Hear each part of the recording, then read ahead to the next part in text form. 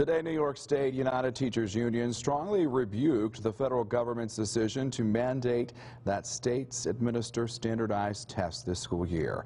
Well, our 18 News reporter Tai Wong joins us now live in the studio with more on this federal mandate and the state of our schools. Good evening, Tai.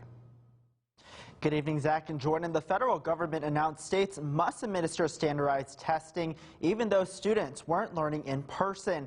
Now, many education officials are not happy. The U.S. Department of Education announcing its decision to mandate states administer standardized tests this school year. Many are unhappy about this announcement, including the New York State Middle School Association Executive Director Tom Phillips. School accountability should truly be a state issue, and then the state would report that to the federal government. The other thing I would say about this whole idea of testing in this environment, students are struggling enough, staff are struggling enough. Last year, New York requested federal permission to cancel standardized testing backed by the New York State United Teachers Group.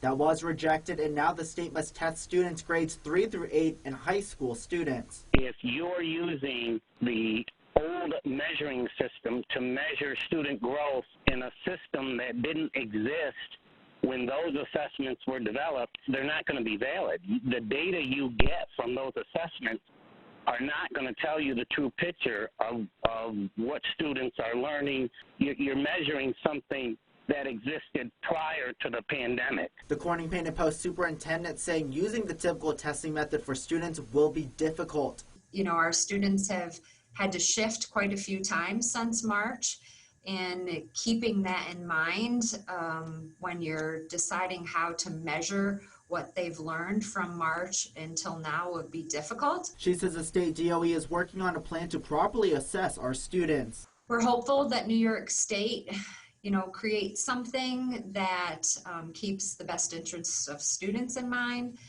but also provides us with guidance so we know what to do with 3 through 8 testing and also with our Regents exams.